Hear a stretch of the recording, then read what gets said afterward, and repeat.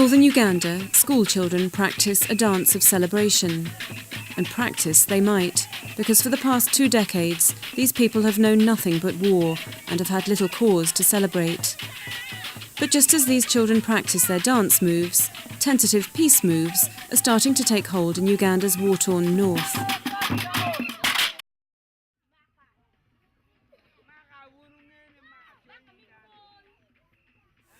In Uganda's northern districts, more than 1 million people live in displaced persons camps like this.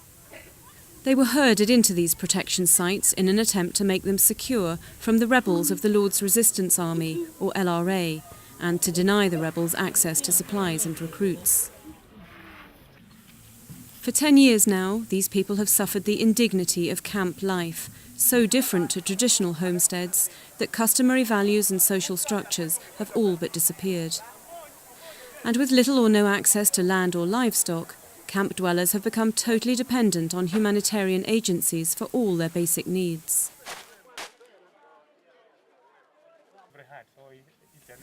In this conflict, children have paid a terrible price. Many have lost parents, many more have been abducted by the rebels. Camp life has turned them into scavengers.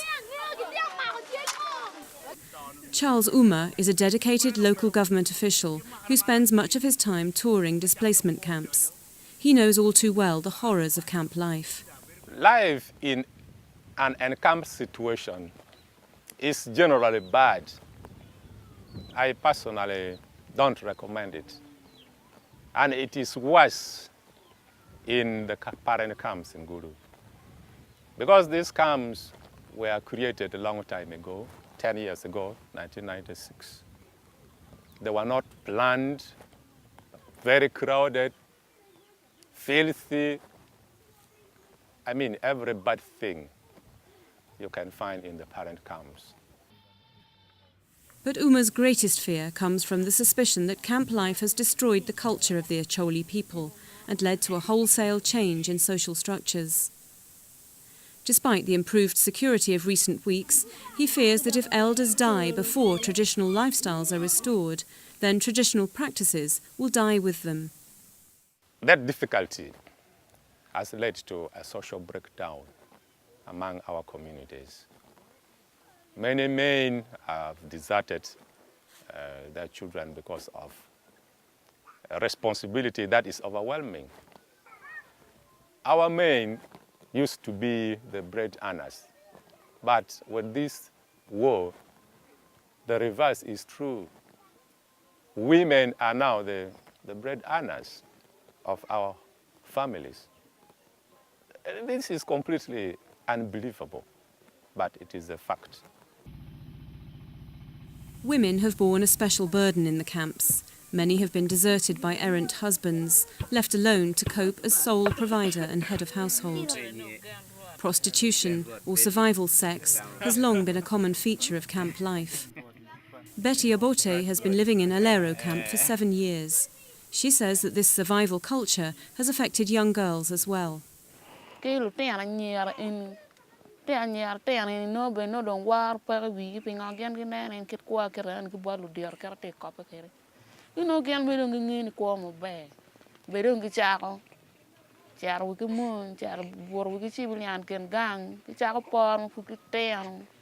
All these other cultural things that used to groom an Acholi girl, an Acholi man to be what the community respects, and that should take the mantle from the parents, that thing is gone. It's completely gone. But brighter skies ahead are forecast for the displaced. Faced with the prospect of peace, camp dwellers are daring to move out of the parent camps into new, smaller camps from where they can better access land. And signs of normality are starting to return.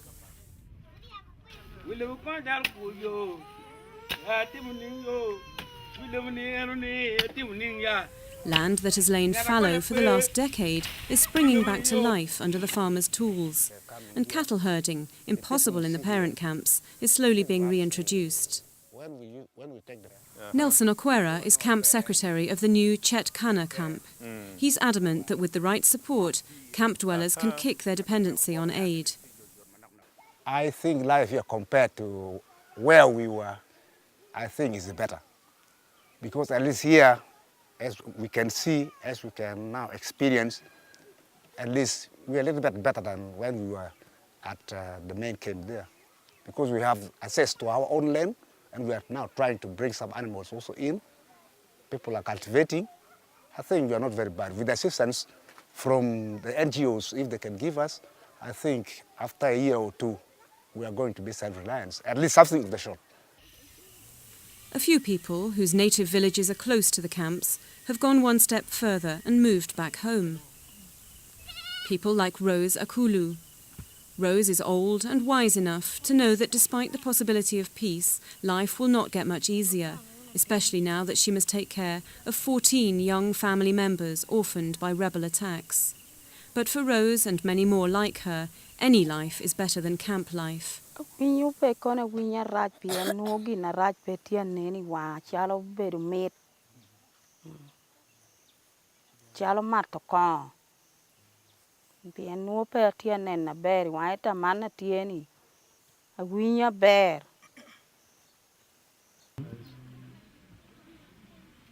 But fear of insecurity remains, and government soldiers keep a watchful eye over the people.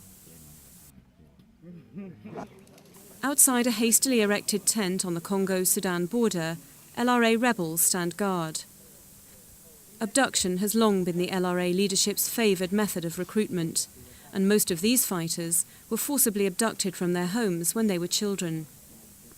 Over the years, some were rescued, others escaped the rebels' brutal clutches, but a hard core of brainwashed young men and women remain.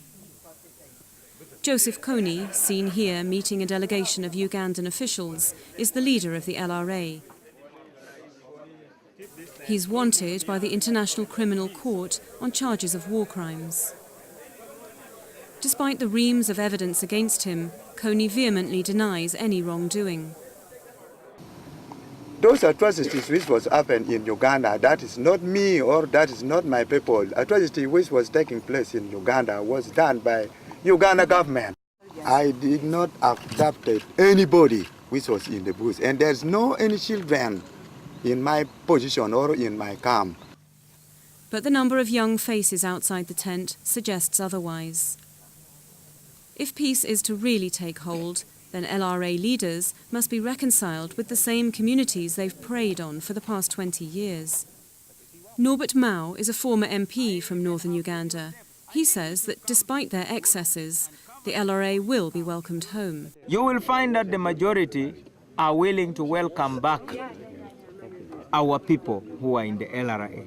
It is going to be painful because war is painful, but we can overcome it if we are together. So the LRA is welcome back home.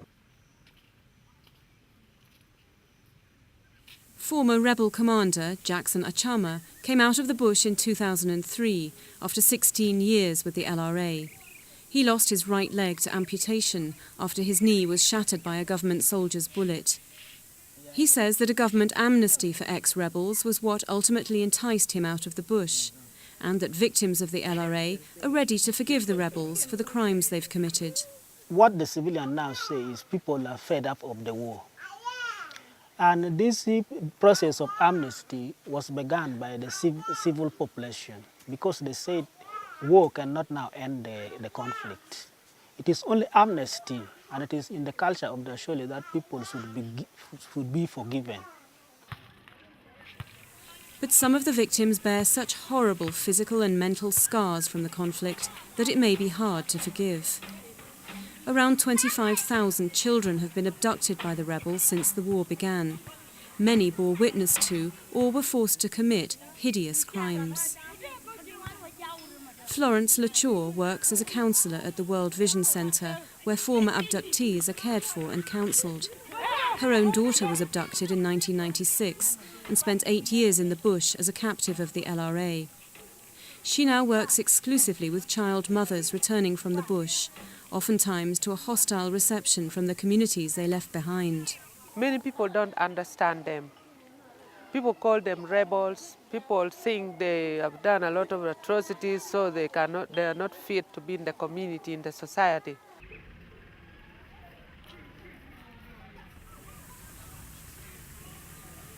Every day, Florence visits former abductees who've now returned to their communities. Girls who were given as wives to rebel commanders and who bore children while in the bush. Ida Okongo is one such child mother. She was abducted in 1993 along with her 3 brothers.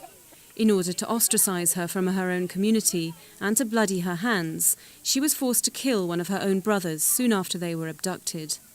As a consequence of this, and the unspeakable brutality that marked her years in the bush, Ida is deeply scarred.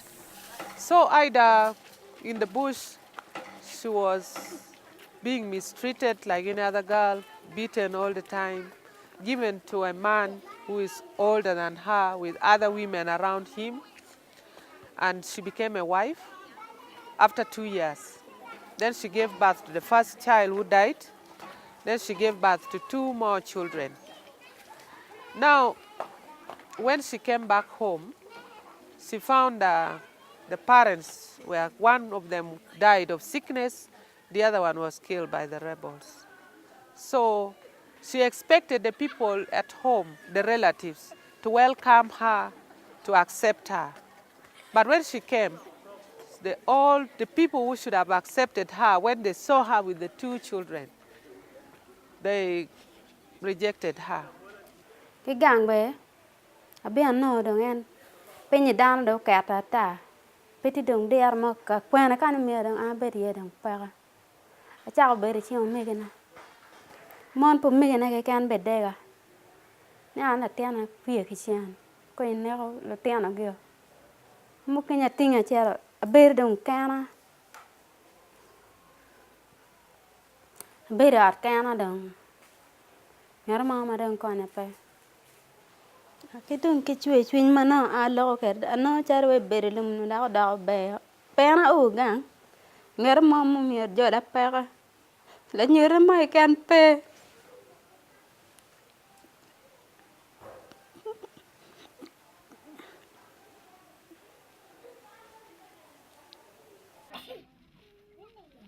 Rejected by her family, Ida found herself with no better option than to reunite with her rebel husband when he himself returned from the bush after sustaining serious injuries in an attack by government soldiers. During his years as a fighter, Michael Achelem was shot 10 times and lost his right eye to shrapnel. But quite unlike the experience of his wife, he says that following the Acholi tradition of forgiveness, he's been fully accepted back into the community. Kony with his senior commander, they are all what? This one tribe. They are all Acholi. They are all Acholi. So in Acholi have their what? Regulation. Acholi have their laws. They forgive.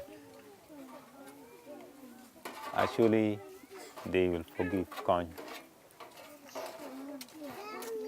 As they forgive other people.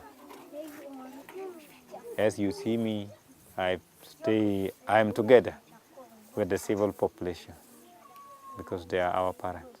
So I'm together with them without any dispute. But for thousands of people like Ida who've lost so much to the war, forgiveness may be too bitter a pill to swallow. And Uganda's peace could yet turn out to be just as challenging as its war.